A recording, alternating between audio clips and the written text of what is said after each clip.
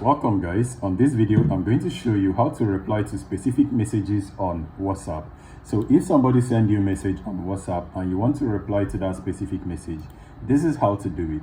So let's assume this particular message, this one right here. If you want to reply to this message, just swipe left. Although I'm using the mouse, but I can do my thumb like this. So you swipe left and then it's going to show, and then I can now type a message and you can see what's up, and then I'm going to send a message. You see, I just sent a message. Now another way to actually reply is you click and hold so that it's going to give you different option. Now the option that is going to be giving you is this particular one right here. This is actually the reply option, the reply icon. So when you click on that first icon just before the star icon, you are going to see an information or way to reply. I'm going to say,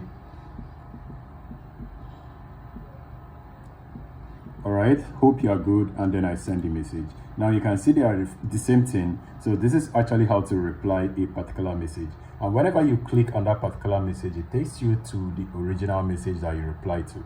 It's the same thing for the first and the second one. So that, guys, is what I want to show you, and I hope this video is helpful. If you have some question regarding this, please leave it on the comment section.